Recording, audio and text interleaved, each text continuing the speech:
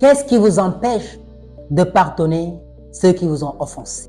Prenons un exemple du Christ qui a été trahi, humilié, flagellé, mais finalement sur la croix, il a dit « Père, pardonne-leur car ils ne savent pas ce qu'ils font. » Et vous, qu'est-ce qu'on vous a fait que vous ne pouvez pas pardonner à votre prochain?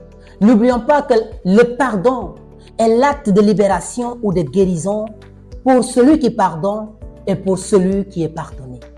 Pardonner ne veut pas dire oublier ou s'excuser de ce qui s'est passé. Pardonner veut juste dire que je veux la paix et je dois me libérer, je dois vivre dans la paix, dans l'harmonie et dans la sincérité avec soi-même. Prenons un exemple de nos grands leaders. Nelson Mandela, emprisonné pendant 27 ans. Mais quand il est sorti, il a essayé de pardonner. Nous avons un exemple du Rwanda de 1994, après le génocide. Le peuple a décidé de se réconcilier, de se pardonner et de vivre dans l'harmonie, dans la paix et dans la sincérité. Vous, réellement, qu'est-ce qui vous empêche de pardonner? Pardonnez. Pardonnez ceux qui vous ont offensé. Ne veut pas dire que vous êtes faible. Pardonnez ceux qui vous ont offensé, même humilié, rejeté, abandonné. Ne veut pas dire que vous n'êtes rien.